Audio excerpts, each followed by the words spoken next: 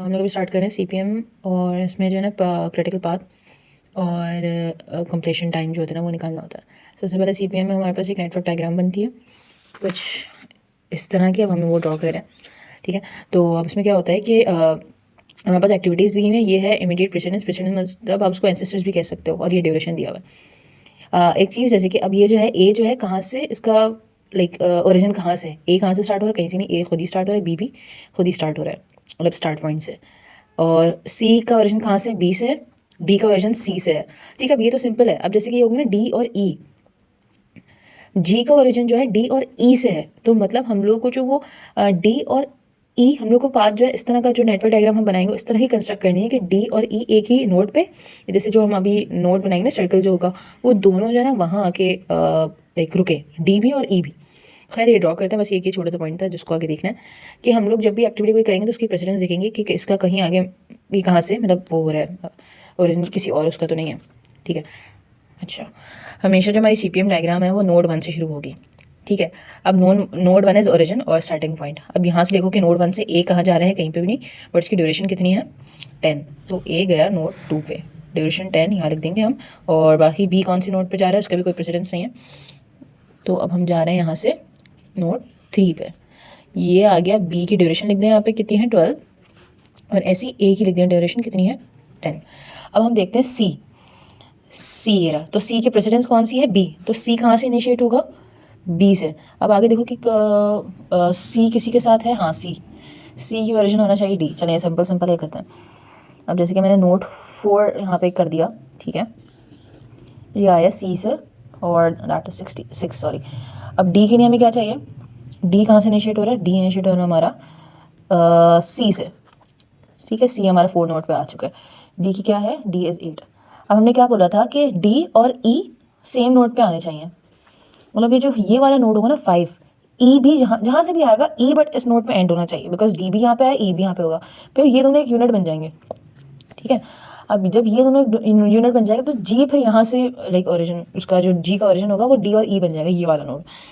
अब चलिए बाकी देखते हैं कि अब हम देखते हैं ई कहाँ से आ रहा है, ई आ रहा है ए से, ठीक है ठीक है। अब हमें कहाँ पे लाना है ई को, इस वाले पे, ठीक है जी हो गया। अब ई की क्या पाथ है, ई का पाथ देखो 8 हो गया। अब बात करते हैं एफ़ की। अब एफ़ देखो कि यहाँ पे ऐसा कुछ है कि एफ़ किसी का ओरिजिन हुआ है, देखो एफ आई जे, तो मतलब एफ आई जे का जो नोड होना चाहिए वो सर्कल जो होना चाहिए वो एक होना चाहिए, क्योंकि के वहाँ से इनिशिएट होगा, ठीक है। अब हम बात करते हैं, अभी हम कहाँ पे हैं, ई एफ कहाँ से हो रहा है, ए से ही हो रहा है, तो हम अब एफ को कहाँ से लाऊँ, मैं यहाँ से ले आता हूँ, ओके। ये थोड़ा सा कंजेस्टेड हो रहा है बट खैर हो गई। अच्छा अब हम बात करते हैं जी की।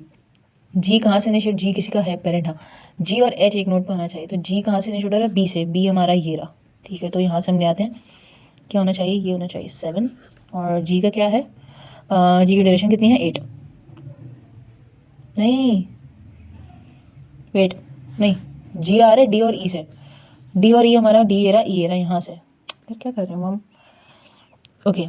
जी हमारा आया है यहाँ पे, इसको हटा दो अभी फिलहाल, और इसका हुआ ये 7 और जी की क्या वैल्यू है 8, ठीक है। अब हम देखते हैं एच कहाँ से आ रहा है, एच आ रहा है बी से, करेक्ट, एच आ रहा है जी से, इसको हटा देते हैं, सॉरी, हाँ जी।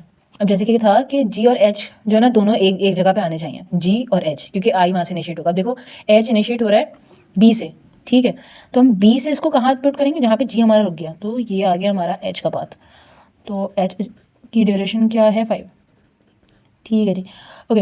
अब हम बात करते हैं आई की। आई कहाँ से आ रहा है, आई हमारा आ रहा है जी और एच से, मतलब यहाँ से, बट उसको जाना कहाँ है, देखो एफ आई जे, जहाँ पे एफ आई जे लाई कर रहा है, तो एफ हमारा ये रहा यहाँ पे लाई कर रहा है, तो आई को भी यहीं ले जाओ, तो आई हमारा क्या रहा, आई की ड्यूरेशन बताओ कि मैं ही बताऊँगा 6, ओके।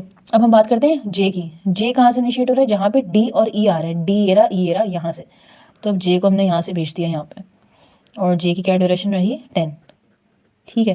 देखो एफ आई जे कहाँ पे आ गए 6 पे।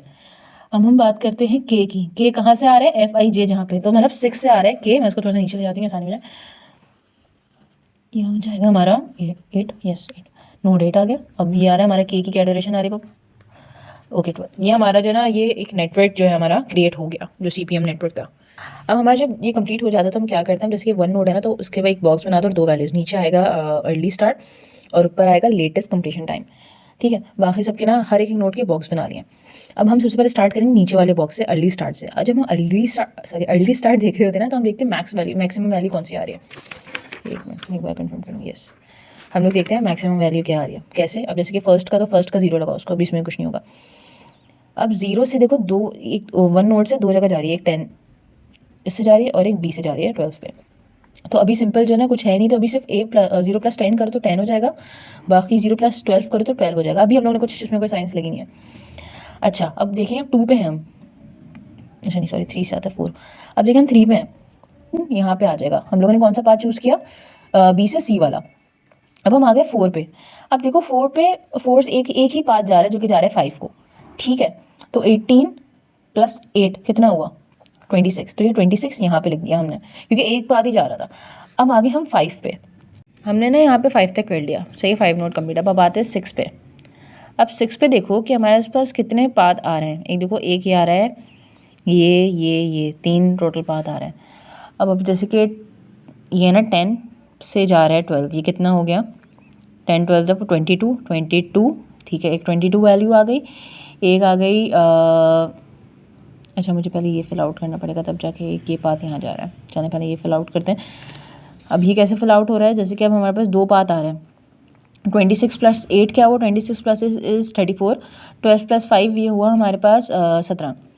34 पड़ा है, 17 पड़ा है, 34 पड़ा है। तो इस पाथ से 34 यहाँ पे आ गया। ठीक है, अब देखो 3 वैल्यू 6 पे जा रही हैं। एक ये 34 + 6 जा रही है। ठीक है, 26 + 10 जा रही है, और 10 + 12 जा रही है, 3 जा रही हैं। तो इसमें से सबसे ज़्यादा मैक्सिमम जो है ना वो लेंगे। 10 + 12 इज़ 22, और 26 + 10 इज़ 36, 34 + 6 इज़ 40। तो 36, 40 और 22 में सबसे बड़ी 40 है, तो यहाँ पे हमारी जो वैल्यू हो जाएगी वो हो जाएगी 40। हम ये वाली वैल्यू और जो इसकी पाथ की वैल्यू होती है वो दोनों प्लस करते हैं। अगर जो इन तीनों पाथ में से जो मैक्सिमम आई वो हम पुट करते हैं। अच्छा, सबका हो गया। अब हमारे पास इसका आ गया। ठीक है, अब देखो इस पर तो सिर्फ एक ही पाथ आ रहा है, जो कि आ रहा है ये 40 + 12 इज़ 52 आ गया। ठीक है, अब हम जाएंगे रिवर्स में। अब हम जब रिवर्स में जाते हैं ना, तो हम देखते हैं मिनिमम। हमने अभी देखा कि कौन सा पाथ मैक्सिमम था। अब हम वापसी में जो हम लेटेस्ट कंप्लीशन टाइम देखते हैं, तो उसमें हम देखते हैं मैक्सिमम। अच्छा, अब क्या किया? 52 एज इट इज़ नहीं लिखते फिलहाल पहले। ठीक है, अब इसके बाद अब ये देखो मैं इसके ऊपर जा रहे हैं ना, तो 52 - 12 कितना हुआ? 40। ये एज इट इज़ आ गया, बिकॉज देखो सिर्फ यही पार्ट उसके ऊपर आ रहा था और कोई नहीं आ रहा था।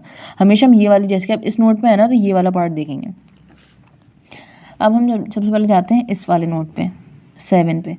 ठीक है, अब 7 पे से देखो, हाँ अब 7 पे देखो, ये यहाँ से कि 7 पे कितना जा रहा है? एक ही जा रहा है, मतलब 7 से कितना जा रहा है? 40 - 6 इज़ 34। एक ही पाथ जा रहा था। अब आते हैं 5 पे। 5 से देखो, एक ये वाला जा रहा है और एक ये वाला जा रहा है। ठीक है, अब जैसे कि 40 - 10 कितना हुआ? 30। 34 - 8 हुआ 26। अब बताओ मिनिमम कौन सा है? 30 मिनिमम है या 26? 26 मिनिमम हुआ, तो 26 यहाँ लिखा जाएगा, जो मिनिमम होगा वो लिखा जाएगा। अब हम जाते हैं 5 हो गया। अब हम आते हैं 4 पे। 4 का ये वाला पार्ट देखो कि ये जा रहा है, सिर्फ एक ही जा रहा है। 26 - 8 इज़ 18, एज इट इज़ लिख दिया, बिकॉज एक ही पाथ था। अब हम आते हैं 3 की तरफ। 3 की तरफ देखो, 2 रास्ते जा रहे हैं, एक ये वाला और एक ये वाला। अब 18 - 6 क्या हुआ? 12, और 34 - 5 हुआ हमारे पास कोई 29। तो 12 छोटा हुआ या 29? 12, तो 12 यहाँ आ गया। ओके, अब हम बात करते हैं इस 2 की। 2 के पास ये 2 पाथ जा रहे हैं, एक F वाला और E वाला। 26 - 8 इज़ 18। ओके, एंड और कौन सा था हमारे पास? 40। हाँ, ये 40 - 12 इज़ 40 - 12 इज़ समथिंग 18 से बड़ा ही है। तो जो 18 हमारा सबसे छोटा है, तो हम 18 यहाँ लिख देंगे। ठीक है जी, अब हम बात करते हैं ये वाला पार्ट ना। 12 - 12 इज़ 0। 18 - 10 इज़ 8। तो 0 छोटा है या 8? 0 छोटा है, तो 0 हमने यहाँ लिख दिया। अब ये दोनों 0 हो गए, तो मतलब हमारा ये प्रूव हो गया कि हमने सही किया है। अच्छा, अब ये सारी चीज़ें फिल हो गई। अब हम क्या करते हैं कि पाथ हमें देखना है, अब हमें पाथ बनाना है। अब ये देखो कि जिसकी ऊपर वाले और नीचे वाली वैल्यू है ना, उसको लिख लो एक बार। 1 से लेके 3 सेम है, फिर हमारी 3 आ गया, 4 हो गया सेम है, फिर हमारा 5 सेम है, फिर उसके बाद हमारा 7 भी सेम है, फिर 7 के बाद 6 सेम है, फिर उसके बाद 8 सेम है। तो हमारा ये जो है ना, ये आया क्रिटिकल पाथ पूरा। अब इन सब की वैल्यूज़ लिखो और कंफर्म करो कि क्या ये इक्वल हैं। थोड़ी सी लास्ट की कैलकुलेशन है, हमें किस तरह से करनी है प्रॉपर फॉर्म में। जो हमने अभी मिनिमम और मैक्सिमम वाला सीन किया ना, मिनिमम 0 + 10, इसको इस तरह के फॉर्म में करना है और लेटेस्ट कंप्लीशन को इस तरह के फॉर्म में करना है। तो थोड़ा सा इसको देख लीजिएगा, थोड़ा सा प्रॉपर फॉर्म में लिखिएगा तो मार्क्स अच्छे मिल जाएंगे। खैर हमने ये पाथ निकाला था, ठीक है। अब इसके जो भी 1 से लेकर 3 तक का पाथ था, 12 था, फिर 6, इन सबको प्लस करके 52 आया तो वेरीफाई हो गया। तो ये हमारा छोटा सा ही क्वेश्चन, छोटा नहीं काफ़ी बड़ा ही क्वेश्चन था।